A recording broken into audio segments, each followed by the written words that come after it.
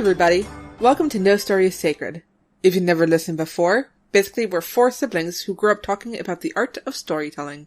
Now that we're adults, we're still talking about it and inviting you to join the conversation. I'm Pippin, and I'm just a duck. I'm Alex, and I'm sorry. I seem to have come down with the case of the evils. That damn Ploddington's disease. And I'm Brendan, and while the writer may be dead, he can still be a dick. So true. And Kat unfortunately got kidnapped by ravens. Which really sounds very much like her.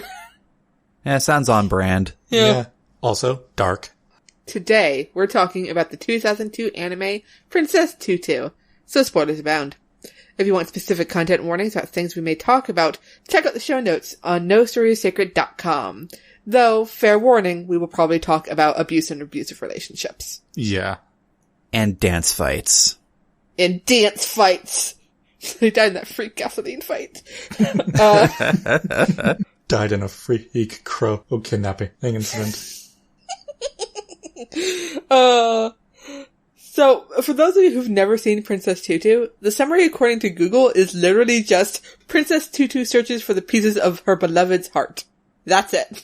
26 episodes. That's all she does.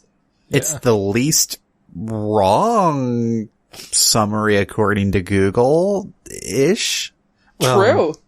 Only for the first half. Yeah, that's true. No, technically she's searching for all through the second half too, because she doesn't find them all until the end. It's just in the second half, more crap happens. She gets distracted for a little bit. Just a bit. So, let's delve into, I guess, first of all, why we decided to do this series in particular. As you guys know, it is now November, which is NaNoWriMo. I'll pester you guys later for how your books are coming. I'm gonna let you know right now, it's not. Fair enough. Oh, This is why Kat actually didn't come. She didn't want us bugging her about it. Figures. The Ravens were just a ruse. Ravens and their ruses. See, that's the thing, you know, Poe was onto something. The writing desk, the Raven. Yeah. Fuck you, said the Raven. But anyway, aside from the major thing you get, like when you first watch this show, is like a lot of dancing, ballet, that kind of stuff. You know, good for artistic choices. But a thing that plays majorly into this story is just like a meta story going on. Cause you literally have an author of some prior story as a antagonist, really, right? Mm. Oh, he's a writer of the current story. Well, So it gets complicated. We'll get to it. So, yeah, Princess Tutu is pretty much a great anime about writing and storytelling. All hidden in the magical veneer of a magical girl anime. Yeah, and fairy tales and all that jazz. And dancing. And dancing. Yeah, every time I look at Drosselmeyer, who is the author of the story that all the characters are in, I remember the thing Mom would say, which is being a writer is about many things, but being kind to your characters isn't one of them. True. I forgot that she said that. Yeah. Yeah, though Drosselmeyer takes it to an extreme. I could see some authors having a similar mindset. Like, you can't tell me that, like, George R. R. Martin goes in and is like, ooh, how can I play with these characters today? And the series also does that thing where, you know, you're writing and suddenly the characters get a mind of their goddamn own. You're like, excuse you, you are my puppets, to do with as I will, and the characters are all like, but what if I wasn't?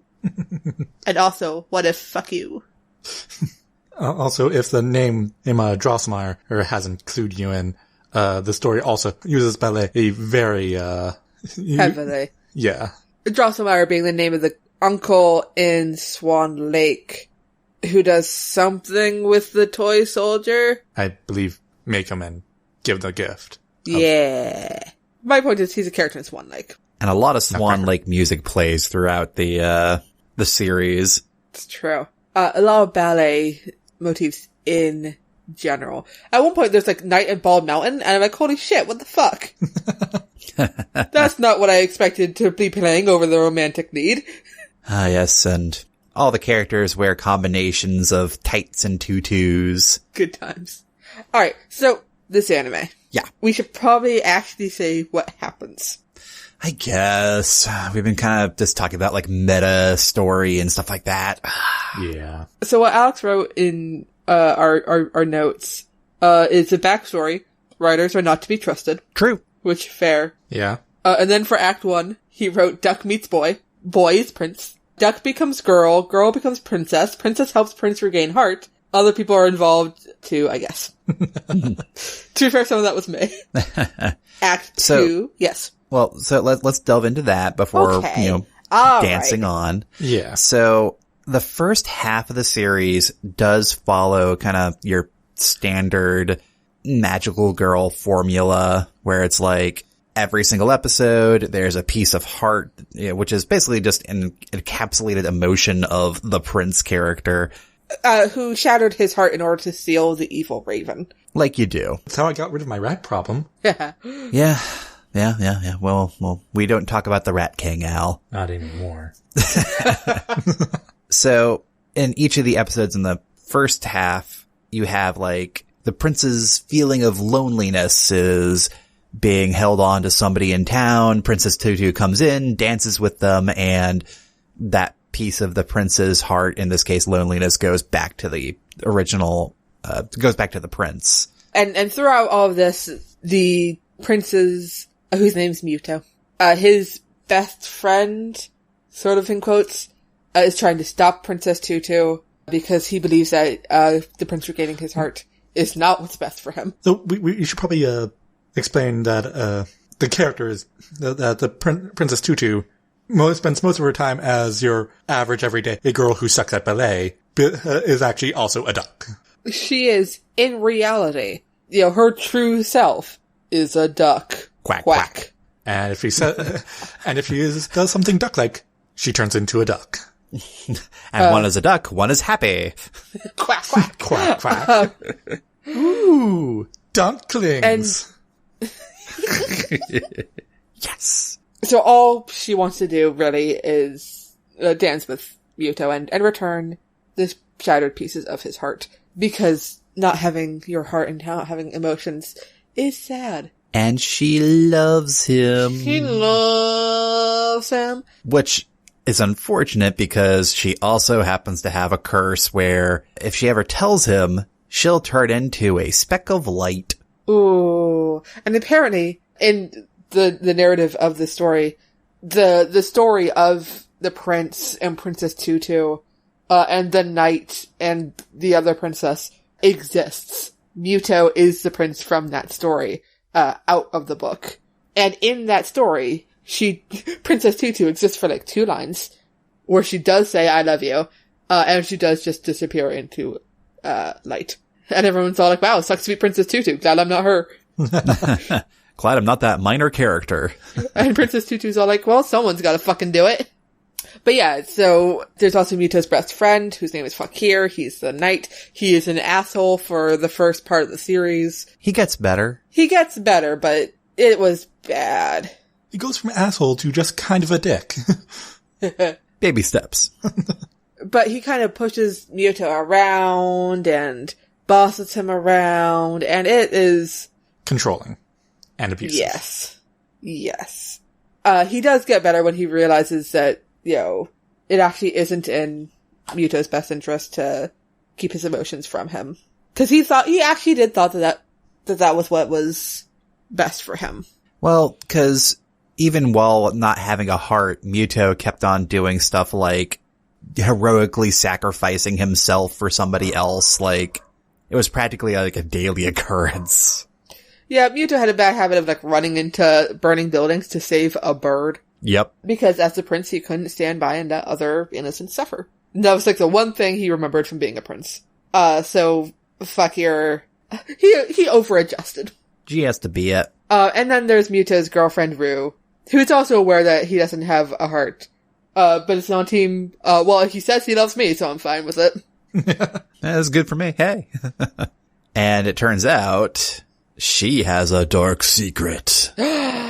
She is the Raven's daughter. Dun dun dun. She is Princess Greyhee, the goth princess. Hashtag better princess. What? I mean, spoilers for the end. Turns out I'm evil. Guess I've gotta be evil now.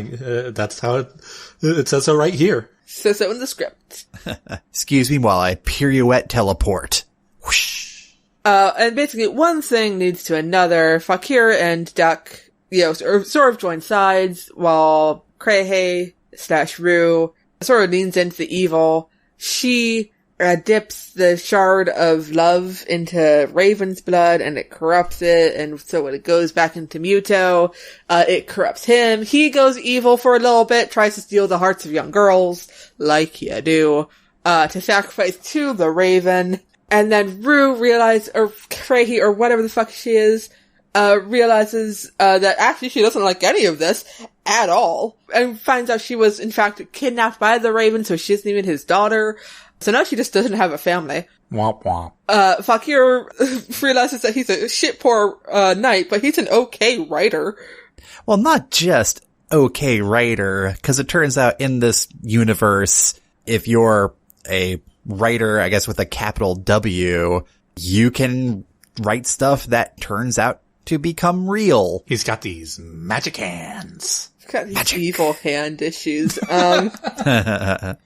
My hand wants to write interesting plot. No! And we find out that this power may or may not have killed his parents when he was young, just adding to his own dark bad boy backstory. Angst. Angst. And through all this, Princess Tutu continues to Princess Tutu, while Muto turns into a raven monster.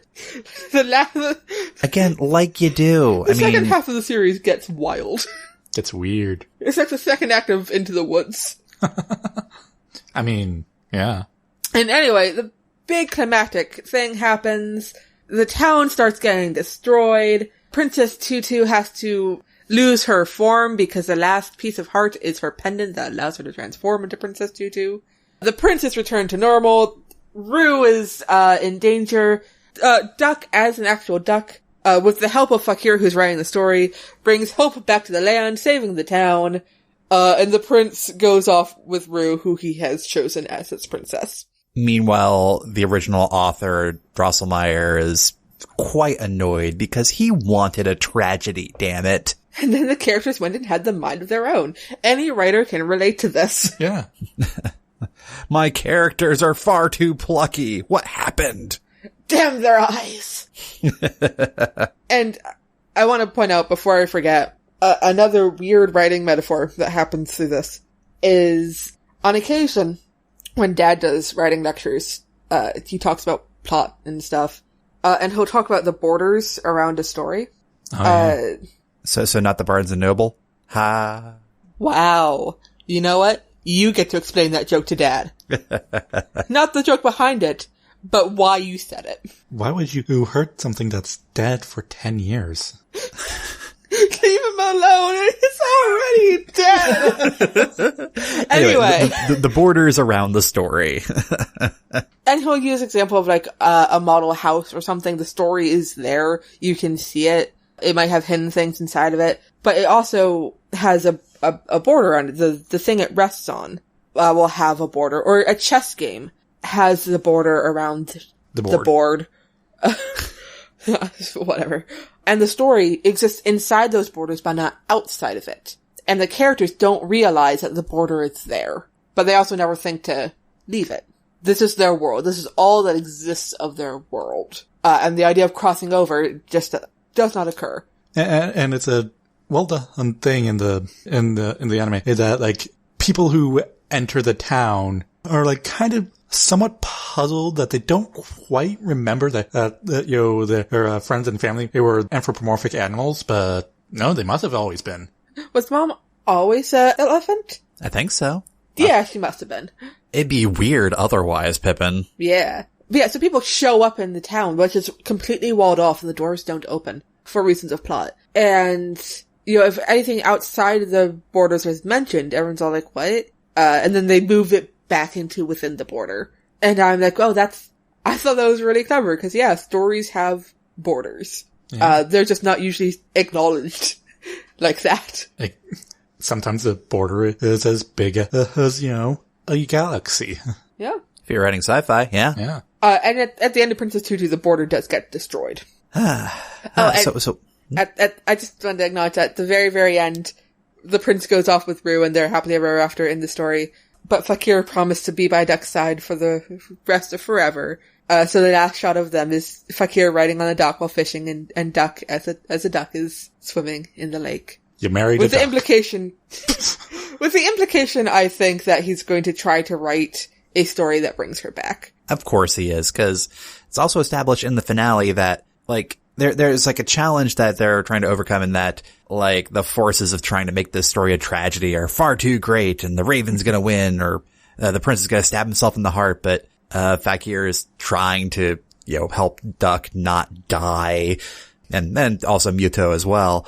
And I think they basically established, it was like a one-line establishment thing, but they find that while he can't write against the story happening with the prince and the Raven, turns out he can write about Duck. And what he's writing about with Duck is about hope. Yeah.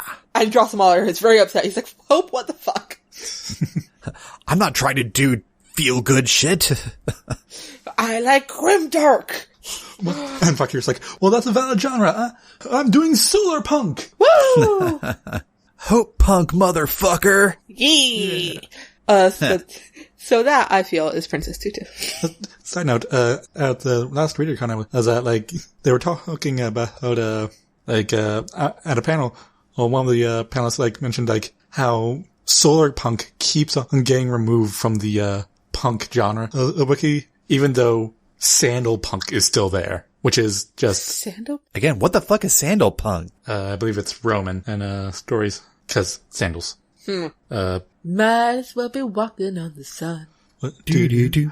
Which is what I assume solar punk is. No, solar punk is just basically the opposite of grimdark, Pip. Yeah. I thought that was hope punk. It's another way of saying it. Yeah. Oh, cool. Basically, it's just like bright and optimistic future. Yeah, that's what I'm all about. And punk because it goes against something. Yeah. And I'm going to go on record and saying grimdark is a valid genre. It's just that in the past few years, it got overused. I have enough just living in our grimdark reality.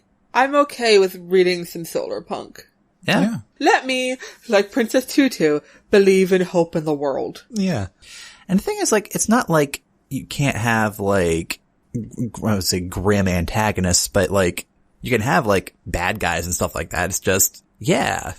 Imagine if, like, you're writing a sci-fi story and your main character is an anime protagonist. We'll win through hope, you guys. Hope and friendship. What kind of lame-ass power is heart? The best power, motherfucker. And that's when an entire army of elephants crosses over the hillside, and that's when you see that's where the heart ring's been used. Good times. So, I think we've talked at length about Princess Tutu there. Again, there's not much to the story itself. It's more talking about the meta story, I feel, is like the more interesting thing. Though let's briefly do a foray into transformative works. Okay. Because we gotta bring up the AMV. Derivative work. Yeah, that's my man. Transformative derivative work. Either way works. Yeah. Okay. Because, Pip, I believe we were introduced to Princess Tutu through that AMV. It's possible. Listen, back in the bad old days of 2002, I don't remember. It was a wild time. I'd come back from Otakon and be like, hey guys, check out this list of AMVs. AMVs meaning anime music videos for you crazy kids at home who might not know what those are anymore. Like, how? I'm gonna do a 1,000-yard stare. Be right back. How will we watch it? On this new website called the YouTube.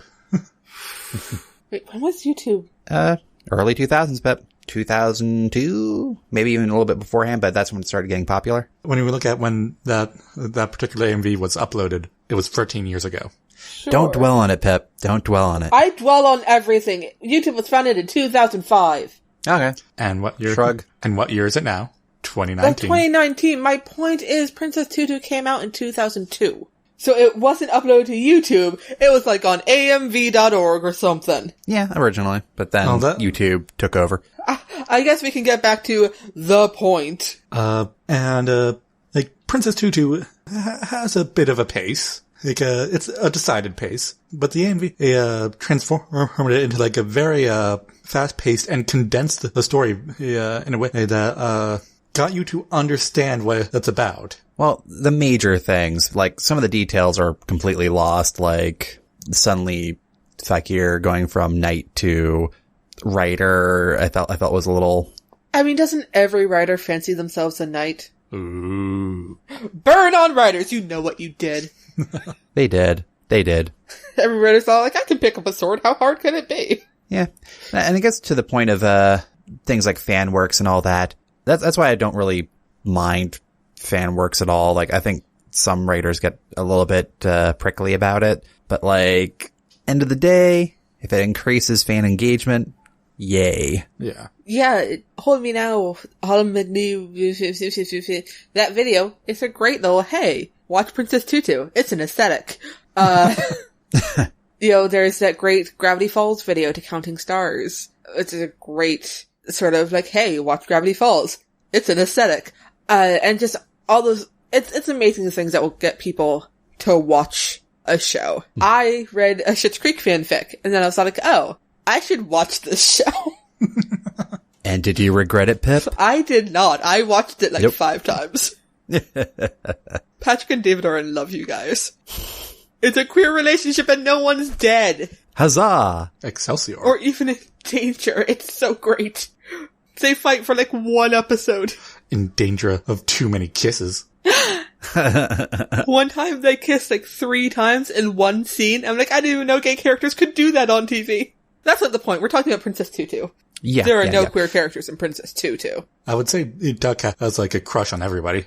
It's True, and... Oh, that's how the duck and the prince are the same. They love everybody. Yeah. Aww. And the cat wants to marry everybody. Oh, God.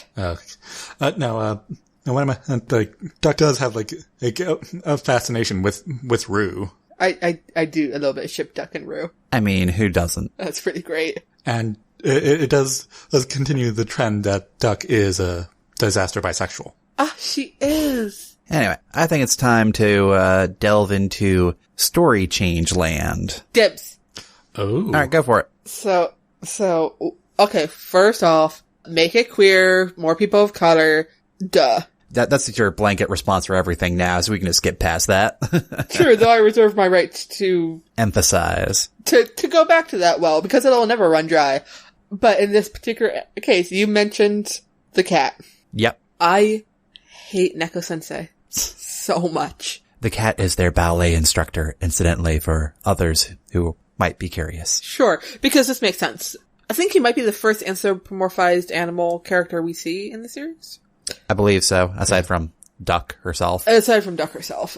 And as the series goes on, we get more and more anthropomorphized animals. The thing about Neko-sensei, Mr. Cat, the teacher, whatever, is, sometimes he dispenses great advice that make the characters realize things that he didn't mean for them to realize because he has no clue what's going on in their lives. He has no clue that one of them is a magical girl.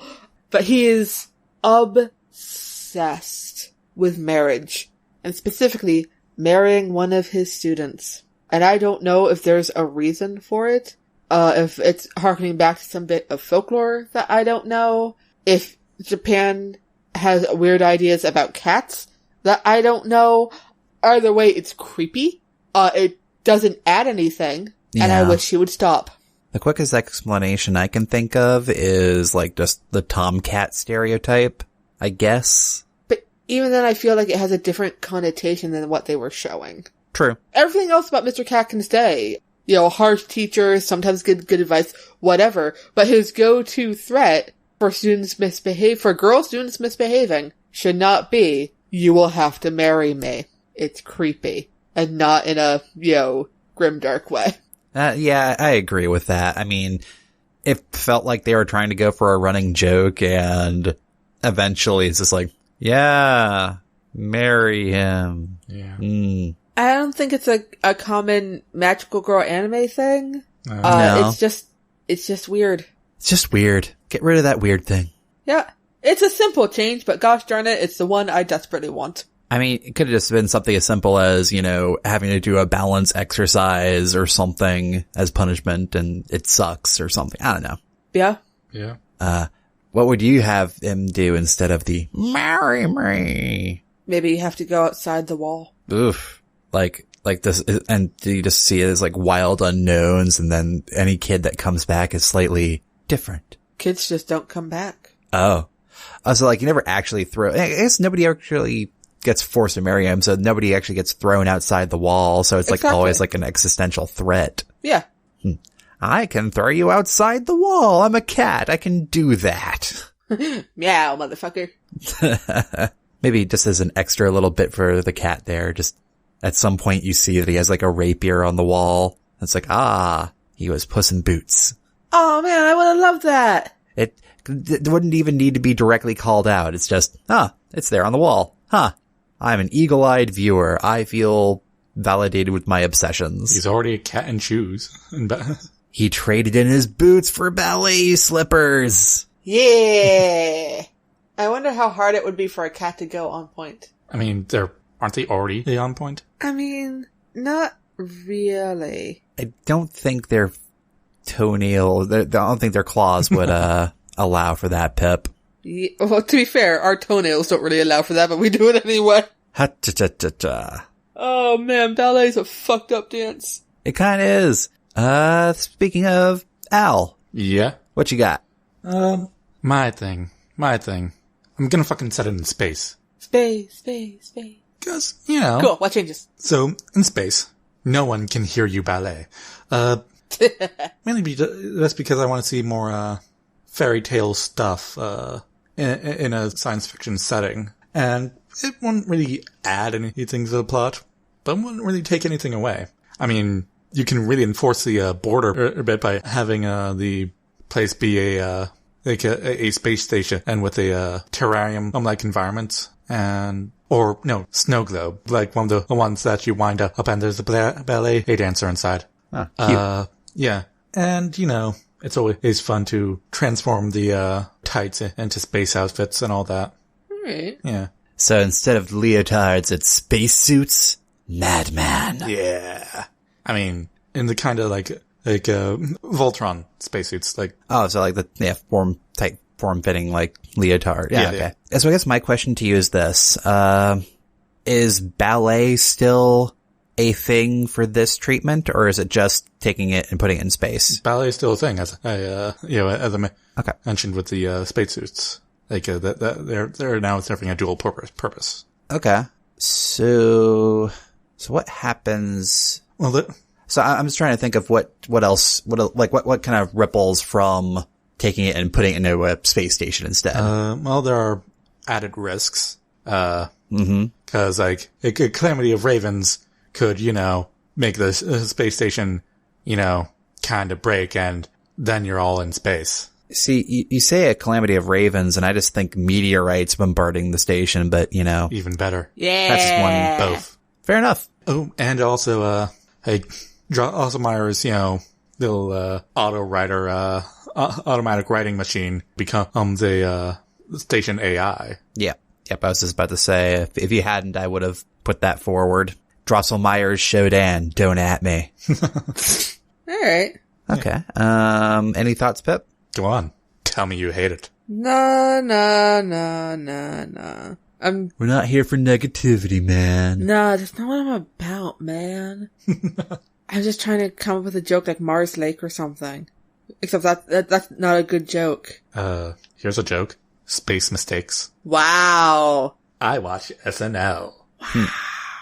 Okay. So is it me? It's your turn. I believe it's you. Okay. So I'm gonna go out into left field here and maybe annoy you two a little bit. How dare. So my approach here is, what if, Netflix came to me and said, hey, Brendan, we'll hand you a bag of money if you can find a way to adapt this series on our channel. I mean, you take the money. Well, it's a big bag of money, Pip. And remember, I always supported you. You always did. Yeah, this formal line. So the thing I would want to avoid is outright calling it Princess Tutu, because Lord knows that just never works, trying to do like an American adaptation of stuff like that.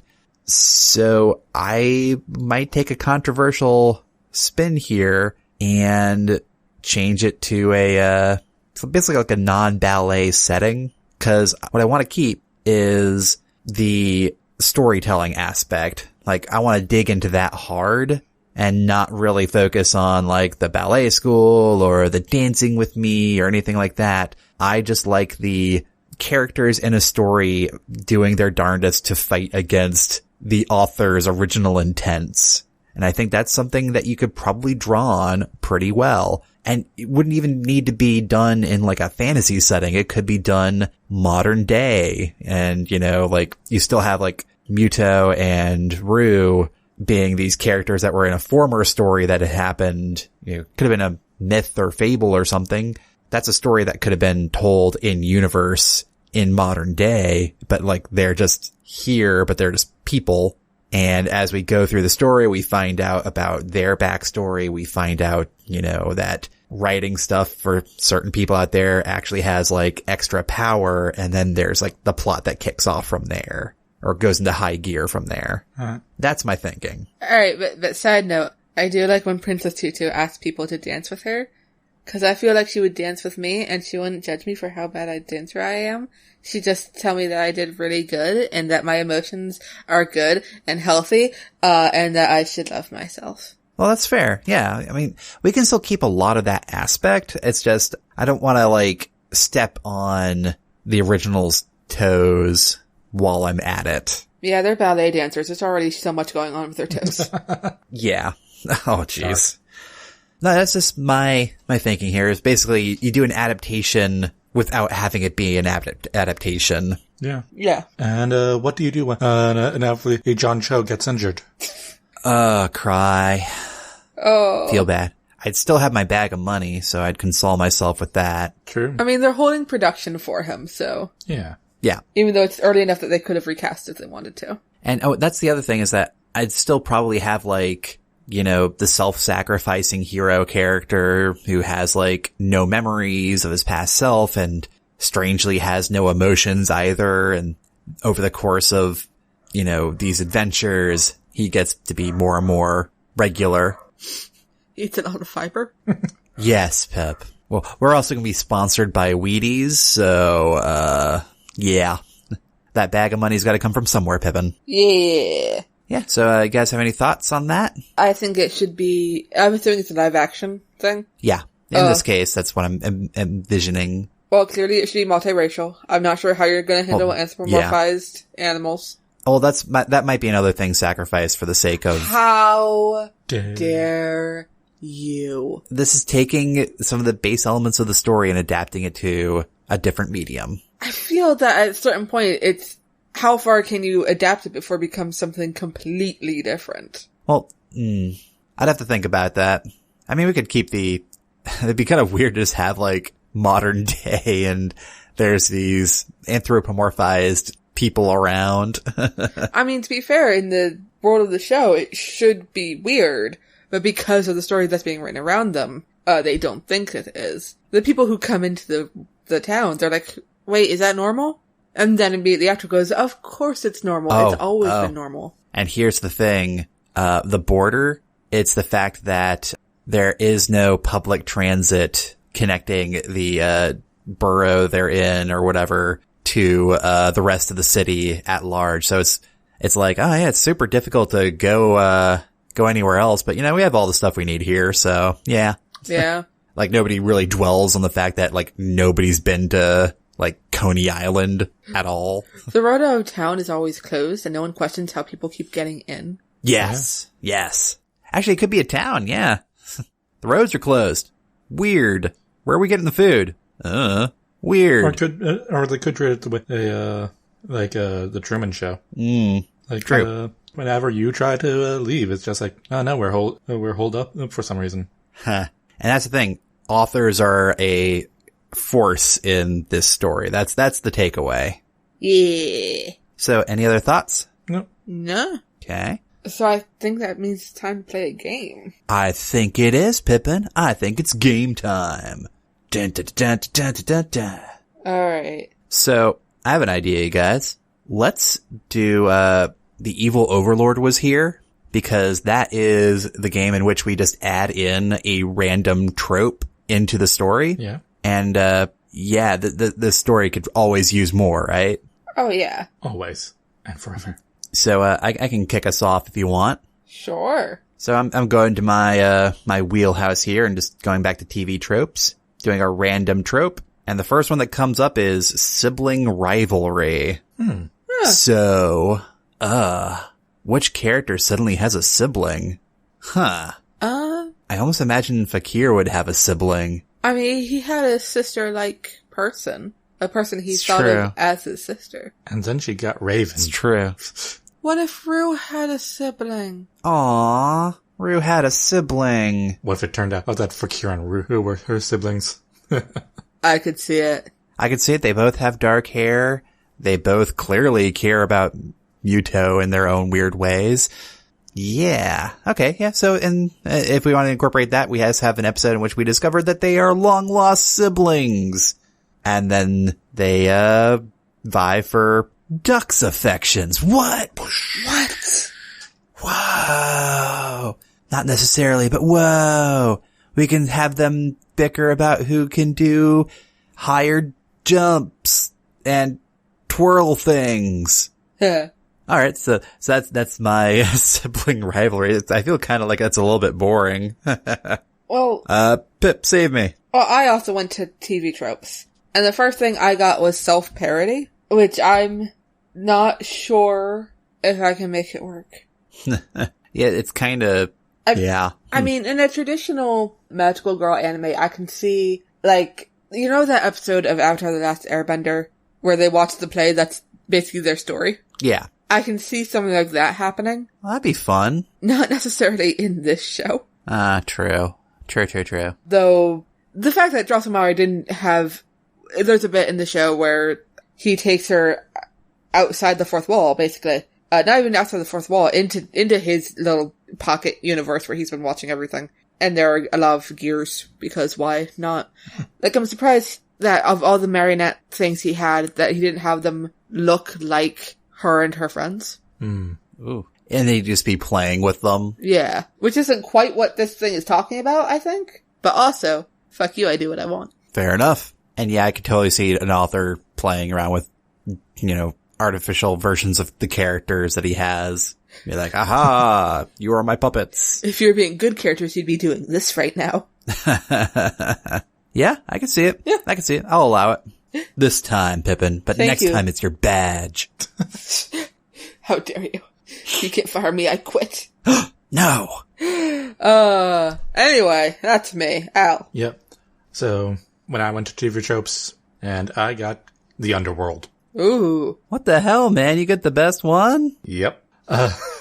No, I can kind of see it. I can kind of see the, Fakir playing an Orpheus. No! Yeah. No! Sorry, Pep. It's a sad song. For the listeners, before we started recording, we were actually talking about, the story of, Orpheus and... Eurydice. Yeah. It's a sad song from way down below. Yep. Anyways, no, I can kind of see the, Fakir, because now that he's a writer, he's going to be extra as hell. And what's the most extra thing you can do to get your, girlfriend her body back? Go to the Underworld. Man, remember that time he turned into a tree? By the way, that happened in the series. We forgot to mention it. It was weird. I mean, it's just for a little bit. He got better. Most writers turn into trees at some point in their career. Yeah. If you haven't yet, you've got that to look forward to. Yay! Then this turns into a boat. Yeah.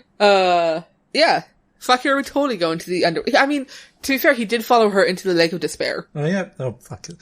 So it was already happened. Oh, and he didn't fuck that up like Orpheus did. God damn it, Orpheus. You had one job. You had one fucking job. Well, just one little peek doesn't hurt.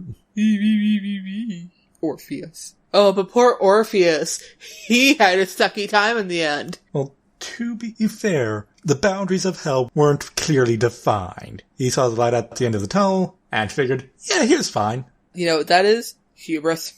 And not paying proper attention to directions. Now you want to go to the end of the tunnel. If you take a turn before that, you're gonna get lost. There's Hermes on the sideline going, you can't get that from here. The old Maine farmers down there in the underworld. I mean, where else would they be? Not that different from Maine. Ah, you're in the underworld. Ah, here the underworld's haunted. That's all I had. You're back so soon. Moon's haunted. Anyway, is that all of us? I believe so. Unless we want to have a bonus one. Bonus for Cat. Cat gets forced meme. I got no waterproofing in the future, which is hilarious because she needs water to turn into a girl. And the bonus one I clicked on was Blazing Inferno Hellfire Sauce. So we've got a range there. I think mine weirdly helps Al in his version because a lot of water is going to be going around and that can create hijinks. Hijinks ensue. Someone makes a water slide. And breaks the ship. Yep. Then this turns into a boat. You broke the ship. It happens. Broke the bloody ship. Good times. Alright. None. Is that all of us? I believe so. Cool. Al, did you have something to add? Nope. Cool. Hey, fantastic. So yeah, that was Princess Tutu, y'all. Yeah. It's a fun little time. If you don't feel like watching the entire series, I mean, it's 26 episodes, so a pretty big time commitment, but if you don't feel like doing that, you can watch the AMV that will link in the show notes, just because we like you like that. It's a good AMV. I mean, I'm not going to stop singing its praises. Till the day you die. So Al, can you take us out? I sure can. As always, if you have an idea or prompt to submit, head on over to nostorysacred.com/submission. Follow us on Twitter at nostorysacred or send an email through contact@nostorysacred.com. Your hosts have been Alex MacDonald, Brendan MacDonald, Pippin MacDonald, and Catherine Crichton. Editing for this episode done by Brendan. Transcript done by Ashley DaCosta. Art by Jay Wolf. Show notes and transcripts are available at nostorysacred.com. Thanks for listening, everyone, and please rate, review, and subscribe to No Stories Sacred. You can also visit our Patreon page to support the show and get neat rewards at patreon.com/nostorysacred.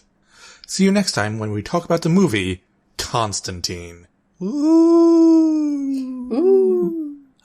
Dipping into the Keanu Reeves well. Oh, it's a great well. Oh, yeah. So would it be like a Keanu giving or thanks, Keanu's giving. Wow. Yeah. Reeves giving? No. We'll workshop the title. I feel like I don't want to limit my Keanu Reeves love to one time a year. Fair. Until then, we're No Story Sacred, and any story can be changed. I'm Alex. I'm Brendan. And I'm Pippin. And we're No Story is Sacred.